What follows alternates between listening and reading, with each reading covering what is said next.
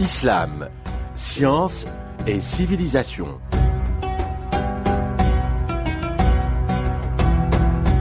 Une émission préparée et présentée par Hayat Din Khaldi, réalisée par Souad Medja.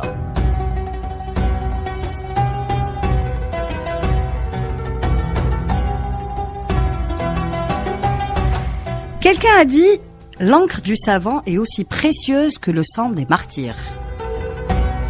Le savant ou l'érudit n'est-il pas celui qui est toujours à la recherche de la vérité et qui nous lègue un peu de lui-même de génération en génération? Bonjour à toutes, bonjour à tous, ravi de vous retrouver encore une fois. Nous sommes dans les studios de Radio Soumem et on remercie toute l'équipe de Radio Soumem qui nous a accueillis ici même à Béjaïa pour pouvoir vous faire ou transmettre cette petite série sur la période médiévale et les sciences dans la région de Béjaïa. Islam, sciences et civilisation sera consacré aujourd'hui aux savants nés ou qui sont passés par Béjaïa parce qu'ils sont très très nombreux, sachant que cette ville a été un véritable pôle de rayonnement scientifique pendant toute cette période.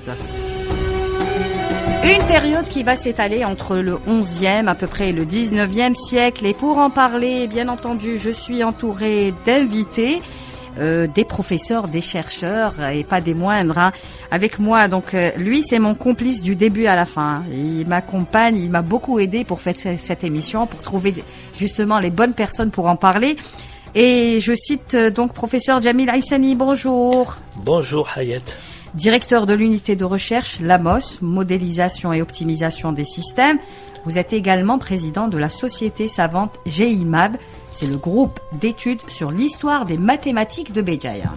Exact. Et également, j'ai beaucoup de plaisir de recevoir Cheikh Sadq Ouali. Bonjour, Cheikh Sadq Ouali. مرحبا بك بارك الله فيك شكرا على الاستضافة شكرا لك ومرحبا بك في إذاعة الصومال ببجاية. الله يخليك. En tout cas, merci beaucoup d'avoir accepté notre invitation. Vous êtes membre fondateur de la section des ulama de Béjaïa, auteur du livre Al-Wafi fi Tarikh Béjaïa Al-Thaqafi. C'est tout un livre, et on voit la taille du livre pour vous dire que le contenu est très très intéressant et très important et très riche. Nous allons dire un mot d'ailleurs sur votre livre tout à l'heure, et vous êtes avec nous également pour nous parler des ulama de Béjaïa parce que vous avez fait un grand travail sur ça. Et puis nous avons avec nous également Dr Jarmoun Houssine. Merci d'avoir accepté notre invitation. Merci à vous de l'invitation. Vous êtes docteur en archéologie. Effectivement. Vous faites parler la roche et la pierre. Les pierres et les inscriptions. Et les inscriptions. Mais aussi les livres aussi. Et les livres. Et vous êtes aussi un passionné de cette histoire des sciences dans la région de Béjaïa, enseignant, chercheur au département d'architecture, ancien directeur de musée aussi ici à Béjaïa. Voilà, je pense que les présentations sont faites. Merci à notre ami Othman qui est avec nous aujourd'hui à la régie et Souad Medja à la réalisation, la mise en onde et la programmation musicale. Islam, science et civilisation, ça commence maintenant. Let's go!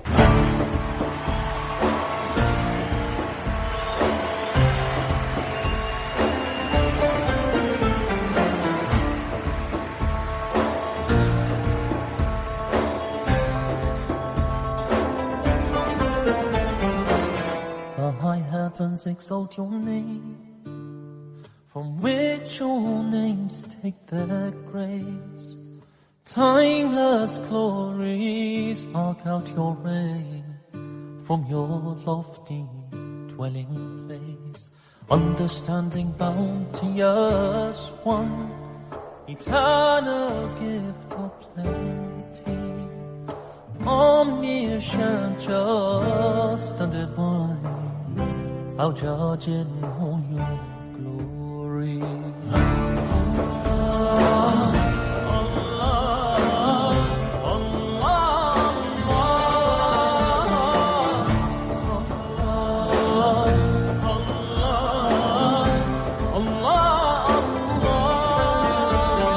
سبحت باسمك النجيب السماء زامت باسمك الأسماء يا عظيما يا حليما وفردا قضاياك دامت الآيات You give breeze to the wheeling birds, sustained high up in the sky.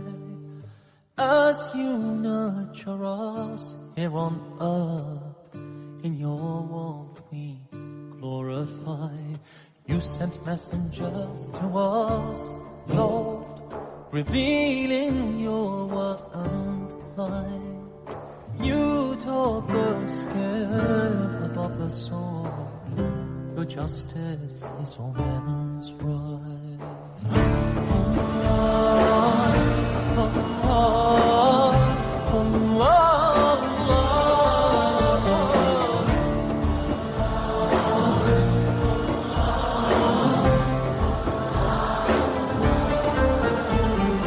سبحت باسمك المجيد السماء زامت باسمك الأسماء يا عظيما يا حليما وفادا من عطايا كدامة الآلام أنت نرتجي من الله عفوا حين يأتي محمد واللواء جعل المصطفى شفيعا وكن لي غافرا لك مرضي والرجاء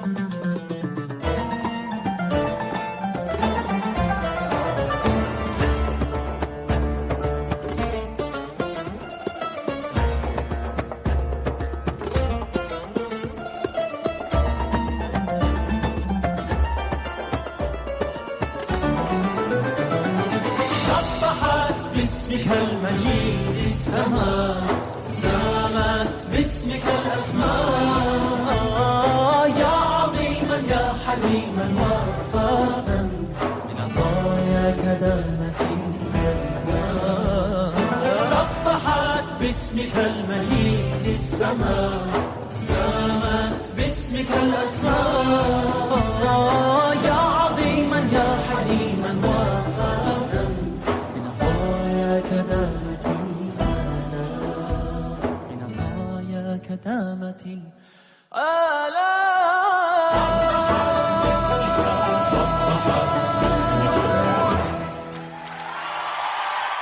Sami Youssef, Glorification, et c'est extrait du live qu'il a présenté en Inde. Très très beau live d'ailleurs, où il y a de très très jolies chansons mystiques.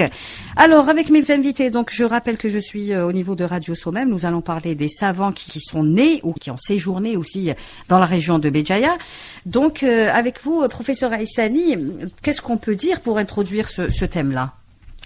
Je propose qu'on continue, c'est-à-dire par rapport au cadre général qu'on a posé l'émission mathématiques hier. Donc nous allons, à mon avis, d'abord poser le cadre, puisque je propose que je commence par parler des savants qui étaient dans la structuration du milieu scientifique de Bougie. Allez-y, ensuite, Cheikh Sadaq Oualia pourra parler d'un de ceux qu'on appelle les princes de la science, c'est-à-dire Sidi Boumediene.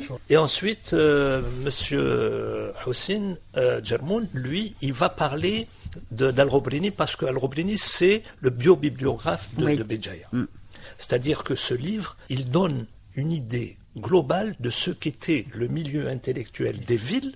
D'ailleurs, ce livre n'est pas important uniquement pour Béjaïa, il est important pour toutes les villes du Maghreb, parce qu'il donne une idée. L'Andalousie aussi. Voilà, il donne une idée de la manière dont étaient structurés les milieux intellectuels dans les villes. Oui, oui. Voilà. Alors, on va contextualiser donc. Alors, on est à l'époque hamadite, On a dit que à l'époque, donc le lien qui existait entre la Qala'a d'Ibn Ahmed, c'est-à-dire la première capitale du royaume berbère des Hamadites, transfert de la capitale vers Béjaïa, 1067, mais c'est en 1092, grosso modo, que la cour va transférer complètement à Béjaïa. Et à l'époque, donc, notamment, c'est vers la fin du XIIe siècle que se met en place ce milieu scientifique structuré. Et il y avait ceux qu'on appelait les princes de la science. Parmi les princes de la science, donc il y avait Sidi Boumedienne, il y avait Abdelhaq al-Ijbili, il y avait Abu Hamid al-Sarir, et il y avait également l'historien Ibn Hamad. Ibn Hamad qui est né en 1150, donc on est encore dans la période hamadite, mais il va vivre pendant la période almohade. Et c'est lui qui va écrire un livre qui s'appelle Al-Nubda al-Muhtaja, fi Akhbar Sanhaja, etc. C'est vrai Sur qu'ils avaient l'histoire. des titres. Ils avaient des titres Oui, oui. Bien sûr. poétiques. J'allais dire. Souvent, il y avait de la poésie qui se cachait pour derrière les chercher titres. le rime, Oui, oui, c'est pour vrai. Là, attirer il cherchait l'attention, la oui. rime. Oui. Exact. Et ce livre est aujourd'hui considéré comme perdu. Comment on sait qu'il existe? Bon, Ibn Hamad a écrit un livre sur les rois Ubaydat qui est connu. Mais ceux qui ont, au XIXe siècle, recherché ce livre-là d'Ibn Hamad, comment est-ce qu'ils savaient que ce livre existait? Tout simplement parce que ce que dit Ibn Khaldoun sur l'histoire de Béjaïa, il l'a tiré de ce livre d'Ibn Hamad. Quand il parle de l'histoire de Béjaïa, il dit Ibn Hamad fi kitabihi qala kada wa kada. Et on s'est rendu compte que ce qu'il avait dit sur l'histoire de Béjaïa ne figurait pas dans son livre sur les rois Ubaydat. D'accord. Donc, Voilà. il figurait dans un autre livre qui est perdu. Qui est perdu. Voilà. Et donc, C'est par déduction qu'on sait que ce livre a existé. et c'est, Si, il est cité, pardon, hein, il est cité dans Unwan Diraya d'Al-Rubrini, Docteur Jarmon. oui, et il a été cité aussi par Hussein al-Wartilani, Ouais. la Rihla, en plus de Ibn Khaldoun. on a l'impression qu'Al-Wartilani a utilisé ce livre. Voilà. Ça, au XVIIIe siècle. Voilà. Mais malheureusement, jusqu'à présent, donc, On n'a aucune preuve. On n'a aucune trace. Et donc, parmi Enfin, les plutôt, aucune princes trace. de la science, il y avait Sidi Boumedienne. Sidi Boumedienne, d'ailleurs, dont va nous parler Cheikh Sadq Wali. Sidi Boumedienne. Quand on pense à Sidi Boumedienne, on pense à Tlemcen. نخمو direct Tlemcen. صح واقيل بجاية جات قبل تلمسان concernant Sidi Boumedienne. أكيد أن سيدي بومدين لما جاء من المغرب مر بتلمسان وأدى فريضة الحج، ولما رجع من الحج أعجبته المدينة، مدينة بجاية، وجد فيها حركة علمية كبيرة جدا في ذلك الوقت لم يجدها لا في المشرق ولا في المغرب، ولذلك قال مقولته الشهيرة: بجاية تعين على طلب الحلال. بجاية تعين على طلب الحلال. يعني لماذا كنا ندير تحليل هذه العبارة نجد أن بعض ربما في المناطق الأخرى فيها الاضطرابات فيها كذا آخره، ولما وصل إلى بجاية وجد فيها هدوء علماء وكذا آخره، إذن قال تحلو لي الإقامة. إذن جلس للتدريس في معهد بجاية في زاوية سيدي يحيى أبو زكريا، وكان مصاحبا له سيدي يحيى أبو زكريا، كان من كبار العلماء ومن كبار المتصوفين أيضا، وله أتباع كثيرون جدا، حتى أن يعقوب المنصور الموحدي خاف أن هؤلاء الأتباع أن يحدثوا ضده انقلابا مثلا، ولذلك بعث وفدا قال: ائتوني بأبي مديان شعيب حتى يبعدوه عن الأنصار. Donc, il avait ses fans et des gens qui le suivaient, au point où, à l'époque, on avait peur qu'il y ait des détournements par ses fidèles. Le sultan de... Professeur Haïssani. Le sultan de Marrakech, qui l'a appelé parce que justement il avait un peu peur de ce qui se passait à Béjaïa. Il avait des adeptes, on appelle ça. Oui. C'est des adeptes. Et d'ailleurs, quand ils l'ont appelé, il est parti avec tous ses adeptes. C'est des centaines de personnes qui l'ont suivi. يعني هناك أوصى أبو يعقوب المنصور أن يأتوا به بصفة رسمية ومحترم وعالم وقدروا يعني، ولكن خاف أن يحدث ضده شيئا منه، والأتباع طلبة تاعو رفضوا أن يستجيب لأبي يعقوب المنصور. Donc ils ont refusé qu'ils partent. فقال لهم لا تخافوا في السلطان لا يراني ولا أراه. وراح توصل إلى قريبا من التلمسان في مكان يسمى العباد. أراد أن يستريح هناك. قال هنا يحلو الرقاد. وتوفي هناك ودفن في العباد وطرحوا مسألة هناك.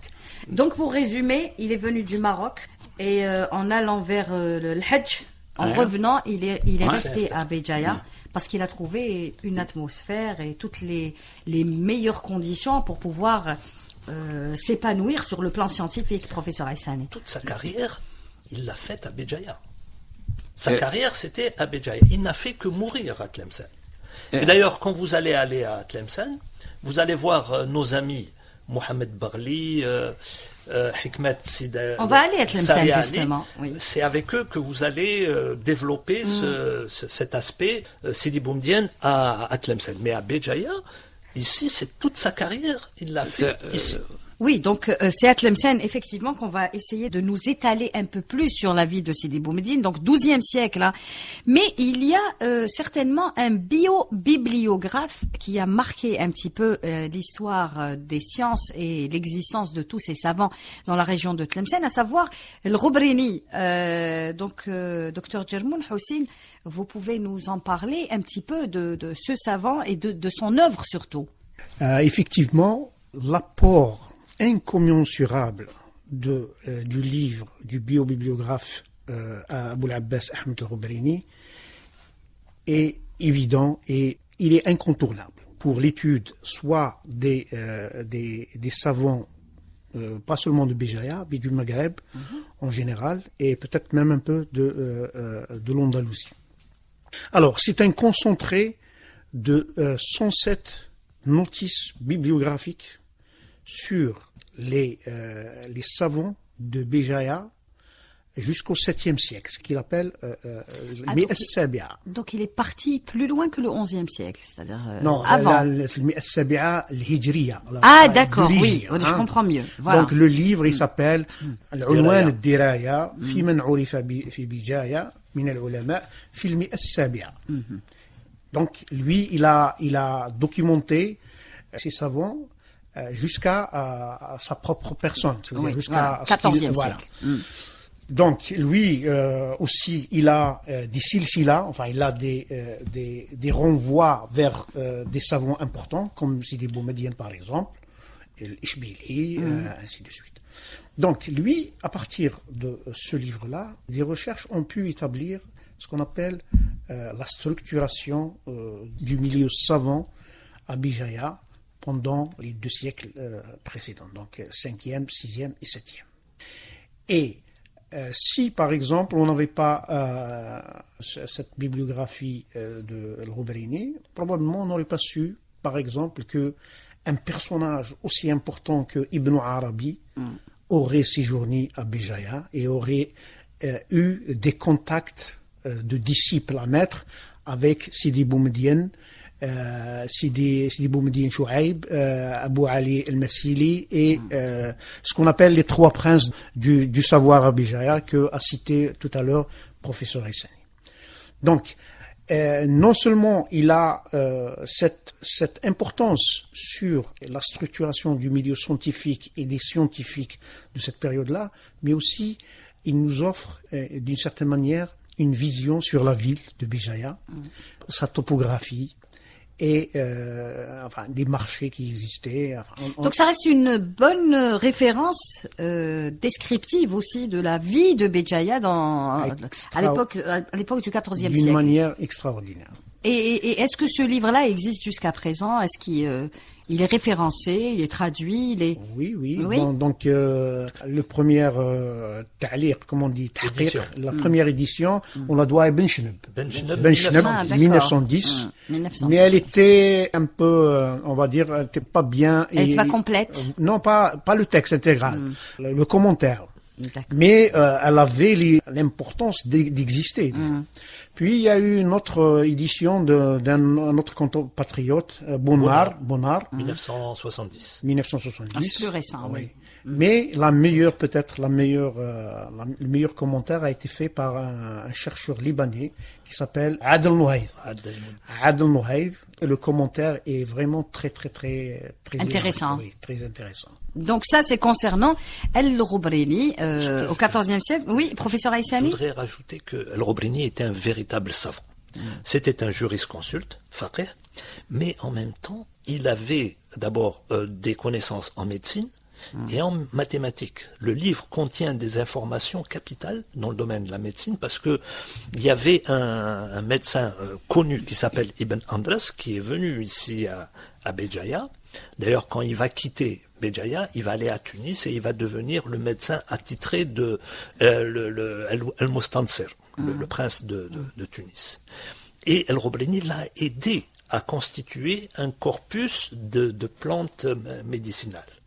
Et grâce à lui, on sait par exemple qu'il y a un mathématicien connu. Il parle de l'Hassar, dont on a parlé lors de l'émission précédente, mais il cite par exemple un certain Ibn Wahb. On ne sait pas qui est ce père. Il n'existe dans aucune autre référence. Voilà. D'accord.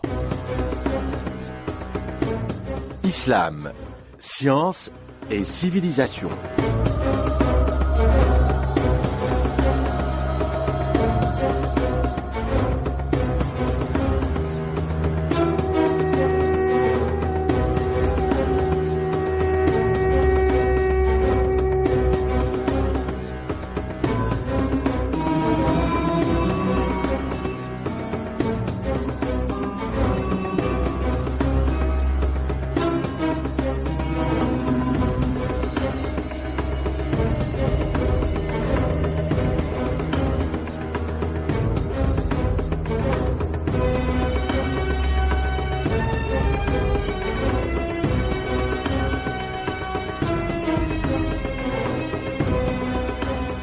Donc on parlait de Al-Roubrini dans l'émission Islam, Science et Civilisation qui a existé au XIVe siècle, bio-bibliographe, mais pas seulement. Il avait des connaissances en médecine, il était dans la jurisprudence, il était qadi. Et donc, Cheikh Sadq Ouali, vous vouliez nous ajouter une petite information concernant Al-Roubrini. أريد أن أضع العلماء الذين كانوا من بيجايا والذين هاجروا من الأندلس إلى بيجايا وقمت بإحصاء هؤلاء العلماء الموجودين في كتاب الرابريني.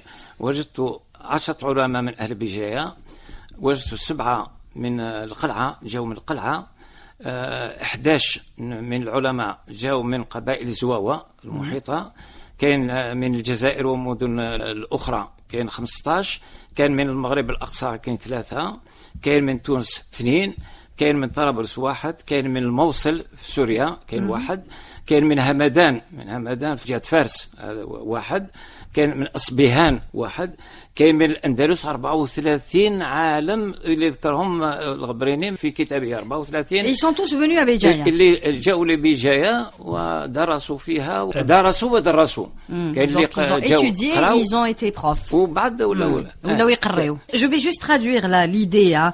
Donc, Cheikh Sadq, vous avez résumé un petit peu l'appartenance ou l'origine des savants qui ont été donc repris par Al-Roubrini dans ses sont cités par Al-Roubrini. Voilà, dans sa bio-bibliographie, il y en a 10 de Béjaïa, 7 de toute la Kabylie, de l'Qala'a, 11 de la Kabylie, il y a eu d'Alger, du Maroc, de la Tunisie, même du Mawsil et d'autres endroits. C'est-à-dire qu'il y a des savants qui sont venus de contrées très lointaines, qui sont venus à Béjaïa, qui ont travaillé à Béjaïa, mais après ils sont vraiment restés, ils ont enseigné, ils ont non seulement étudié mais enseigné. Et ensuite ils sont repartis. Il y en a qui sont partis à Tunis ou ailleurs. Oui. Donc 115 au total cités par Cheikh Sadq Ouali. On continue. بالنسبة نذكر الأستاذ عيساني علوم الطب.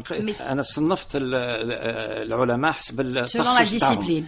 حسب التخصص تاعهم. Donc يعني vous avez fait une هذا مش كل العلماء، بعض التخصصات نتاعهم. مثلا نذكر العلوم الشرعيه والدينيه، الفقه، الحديث، تفسير، قراءات، علم اصول. نجد مثلا عمران بن احمد البيجائي، عبد الحق الاشبيلي، محمد الى اخره.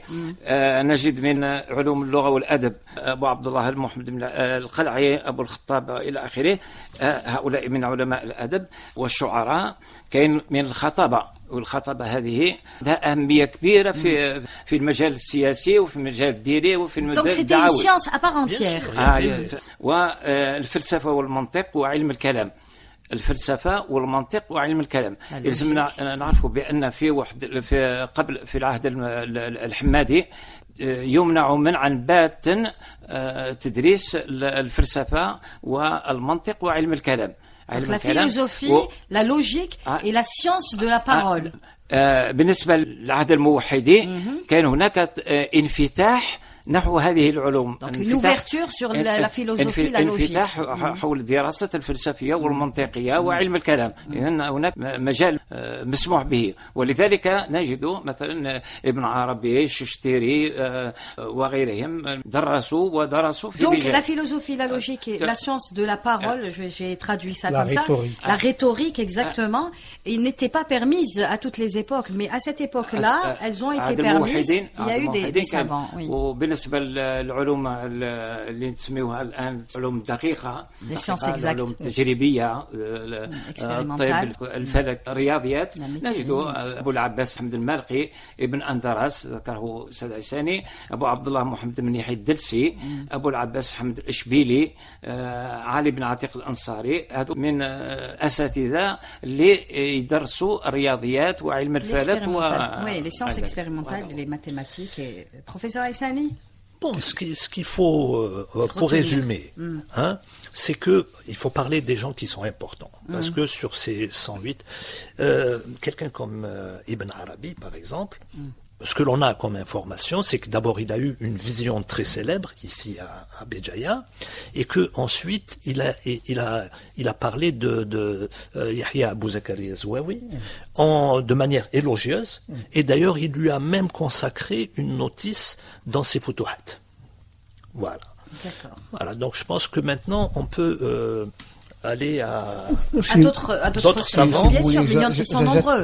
J'ajoute quelque chose. Si Docteur Djermoun, oui. Oui. Donc, pour résumer ce que disait Cheikh Sadek et professeur, je ne vais pas résumer, mais c'est pour dire que à Béjaïa, à cette époque-là, l'environnement pour les études, pour les recherches était propice. Tel que on vient d'Andalousie,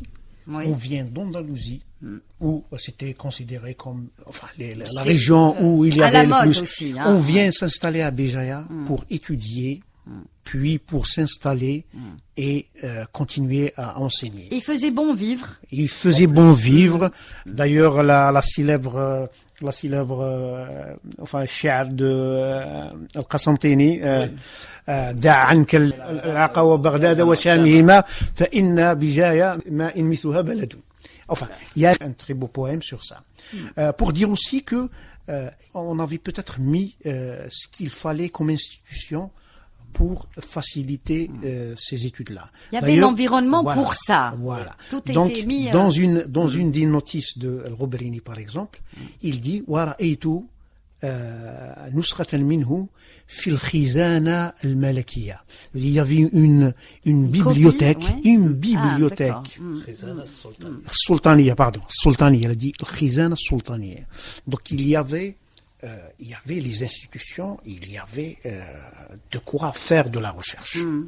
Voilà. Tout était propice. D'ailleurs, je voudrais saluer Cheikh Sadek Ouali, qui apparemment, il a résumé toute cette période-là et toute la biobibliographie de l'Ghobrini en faisant une classification selon les disciplines, selon l'appartenance ou la provenance des différents savants qui étaient à Béjaïa. Monsieur Sadek Ouali. للتذكير فقط قصيدة ابن الفكون le poème. ابن الفكون جاء لبجاية ودرس فيها والآخرين وعجبته بجاية هام بها كما يقولون. Il a été séduit par Béjaïa. قال هذه القصيدة دعي العراق وبغدادا وشامهما. يعني الوقت هذاك هما المشهورين العراق بغداد داعي العراق وبغداد وشامهما في الناصرية هي بجاية ناصرية نسبة إلى نصر بن عناس في الناصرية ماء مثلها بلد بر وبحر وموج للعيون به مسارح مسارح بان عنها الهم والنكد يا طالبا وصفها كنت ذا وصف قل جنة الخلد فيها الأهل والولد. Magnifique. Donc vraiment, dans ce poème-là, il dit laissez tomber toutes les villes qui étaient à la mode à l'époque, voilà. Donc Bagdad, Cham. Il venait à Béjaïa parce que il parle même de la nature à l'époque, donc, la montagne, voilà, la montagne, la mer, etc. Professeur Aïssani. Et Ibn al-Faghoun, al-Qasantini, comme on a dit, donc originaire de Constantine, mais qui était ici en poste à Béjaïa, il a eu des joutes oratoires avec une poétesse de Bougie qui s'appelle Aïcha. Enfin, on parle d'une femme.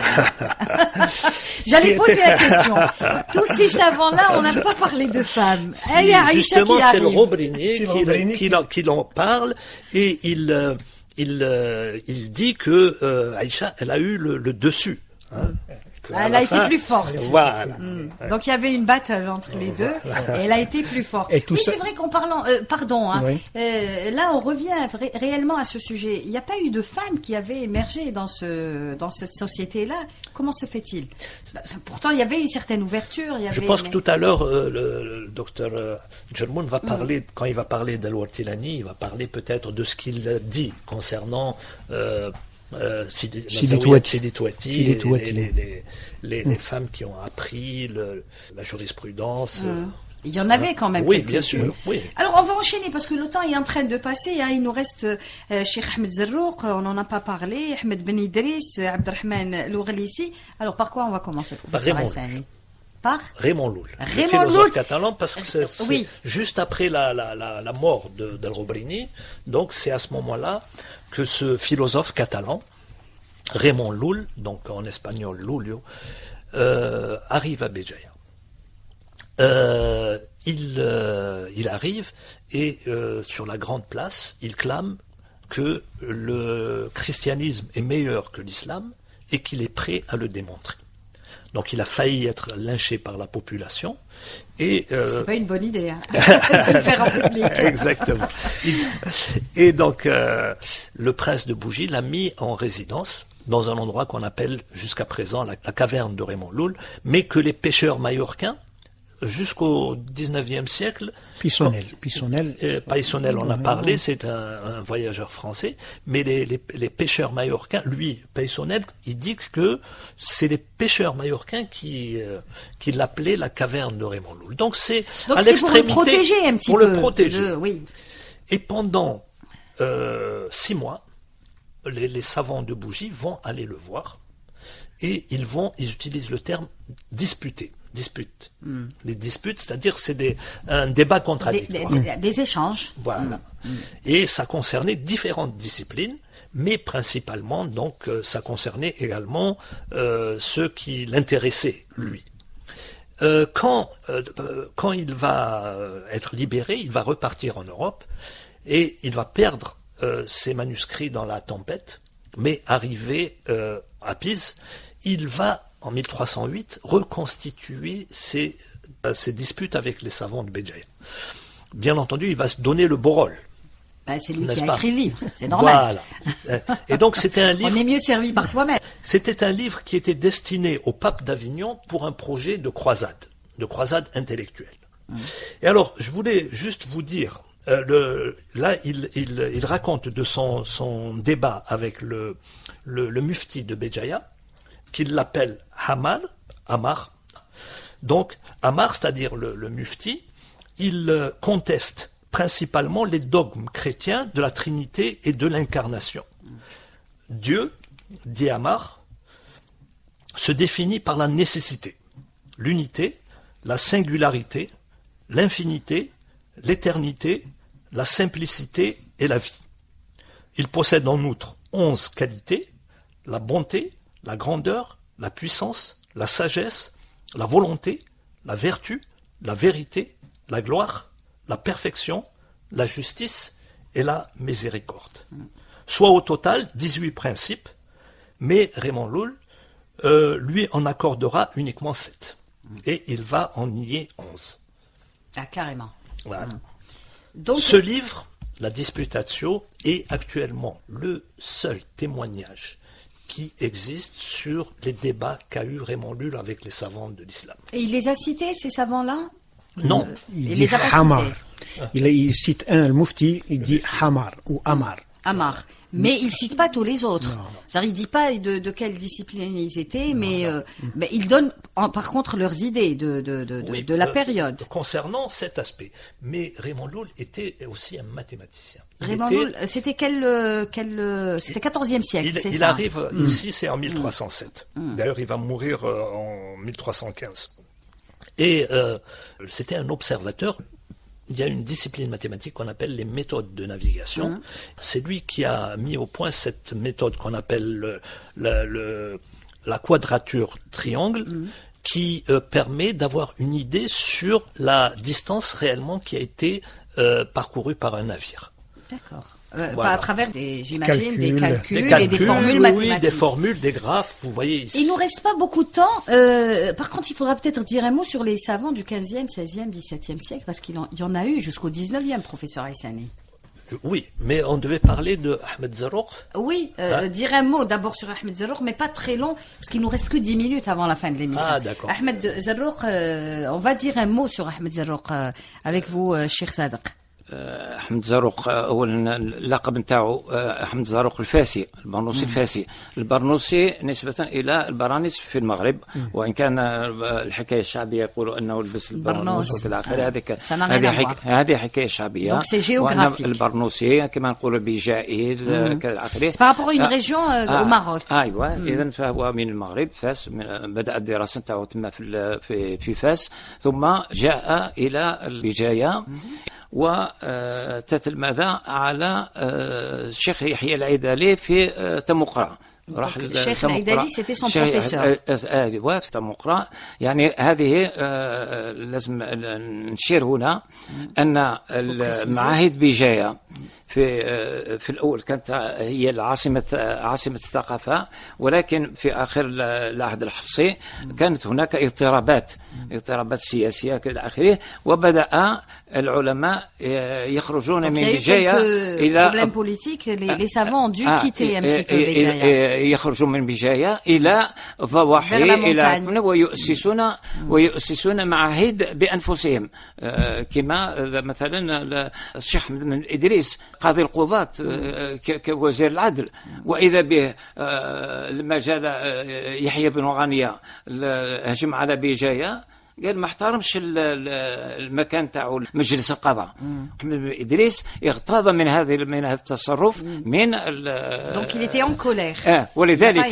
ولذلك خرج من بجاية وأسس زاوية في القبائل الكبرى قرية تعليم محمد. Donc il a créé sa propre zaouia et sa propre école aussi.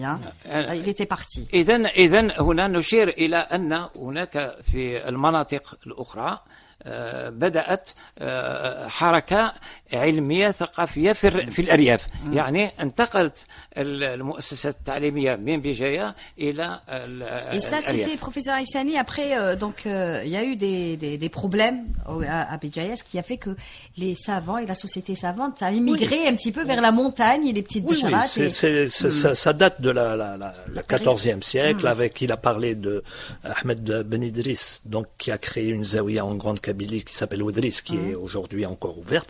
Mais ce qui est important quand on parle de Ahmed Zarruq al-Barnoussi, c'est que c'est l'un des plus grands savants de l'islam. Et il est spécialiste du soufisme, tasawuf, le soufisme savant. Il a écrit ici à Béjaïa un livre qui s'appelle Qawa'id al-Tasawuf. Et en plus, quand il a été à Tamoukra, comme a dit Cheikh Sadek, c'est Yahya al-Aidli qui lui a demandé de faire le commentaire du traité de jurisprudence de Abderrahman al-Urlissi, qui à l'époque était l'ouvrage de référence. Et il disait pas de soufisme sans respect du droit. Donc il faut respecter le droit. Il nous reste quelques minutes parce que ça passe très très vite. Peut-être que vous allez nous faire un résumé sur les autres savants qui ont marqué la région. Oui, Dr. Jelmoun peut parler de l'Ouartilani. Mais il faut le faire rapidement parce qu'il y a l'Ouartilani, Chellati, il y en a plein dont on n'a pas parlé. Donc, c'est juste pour rebondir sur ce que disait Cheikh Sadek. C'est vrai que cette dynamique délocalisation des centres de savoir a commencé à partir de l'époque des Hafsides et du royaume indépendant de Bougie, mais elle va être exacerbée à partir de l'invasion des Espagnols à Béjaïa. Oui. Donc 1510. La destruction de la ville voilà, aussi. C'est la destruction de la ville.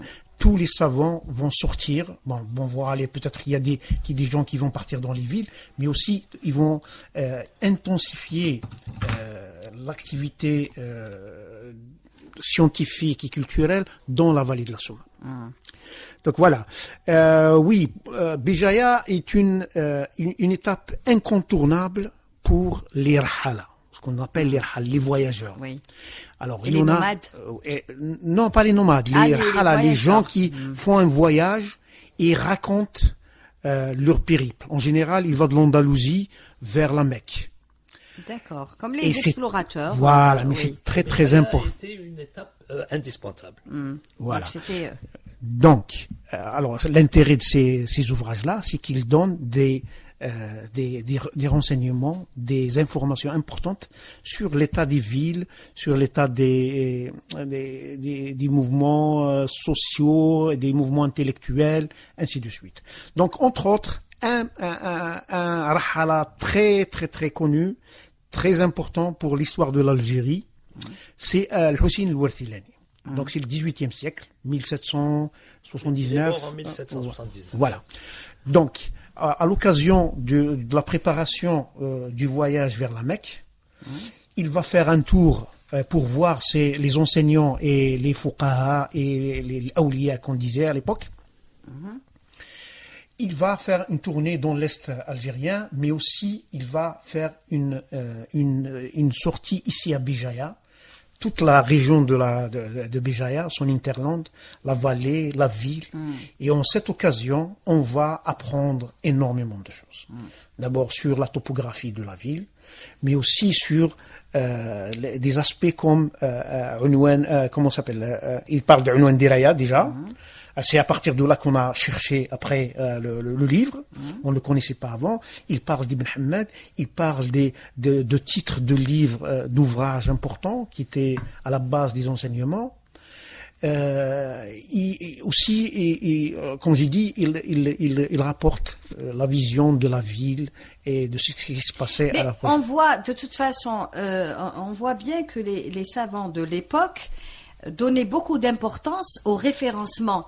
C'est-à-dire qu'ils n'étaient pas seulement des savants, mais ils étaient là comme témoins et comme relais également pour les siècles d'après. C'est-à-dire qu'ils ont laissé des écrits, ils ont laissé une trace pour dire que cette région-là a été quand même une région où la science a été à son apogée pendant cette période, professeur Haissani. Le livre, la Rihla d'Al-Warthilani, c'est 800 pages. Il faut bien comprendre ce que c'est. Et tous les mois de Ramadan, il venait ici à Béjaïa et il faisait la tournée des mausolées. Par exemple, quand il arrive à Sidi Soufi, qui est l'un des lieux les plus respectés ici à Bougie, il pose la question, qui est Sidi Soufi? Et il dit qu'il n'y a personne qui a été en mesure de lui donner des informations. Oui. Donc déjà, au XVIIIe siècle. Oui. Là, mais on voit que ça cadre pas avec parce que nous, on est maghrébins, algériens, donc il y a surtout une tradition orale. Mais on voit bien qu'il n'y avait pas eu que la tradition orale. Il y a eu une tradition écrite, peut-être pas très connue ou mal connue, mais elle a existé et elle est restée jusqu'à présent. Les écrits restent. Si vous permettez. Bien sûr, bien sûr. On avait fait pendant Docteur Djermoun. Oui. On avait fait lors de l'exposition de Tlemcen. Oui. On avait fait un travail de recherche. On s'est rendu compte que le nombre de manuscrits de l'époque musulmane est extraordinairement élevé. On parle de plus de 5 millions de manuscrits et dont la majorité ont été rédigés au Maghreb. 5 millions de manuscrits. Voilà, je pense que vous avez fait le relais avec la prochaine émission. 5 millions de manuscrits, c'est de ça qu'il sera question dans la prochaine émission, donc consacrée à la région de Béjaïa. Merci beaucoup دكتور جرمون. Merci beaucoup الشيخ صادق وعلي. يعطيك الصحة. شكرا. يعطيك الصحة اللي جيت. هذا خدمة للعلم وخدمة للثقافة وخدمة aux auditeurs aussi. يعطيك الصحة. Merci beaucoup et professeur Aïssani également. On va se retrouver le prochain numéro pour enchaîner avec justement les manuscrits qui sont dans la région de Béjaïa et la bibliothèque. On a beaucoup de choses à dire. Parce qu'on se rend compte même qu'en 3 numéros, en 3 fois 52 minutes, on n'arrive pas à dire la moitié de ce qu'on devait dire. Allez, je vous dis au revoir. À demain, Inch'Allah. D'ici là, portez-vous bien. Gardez le sourire.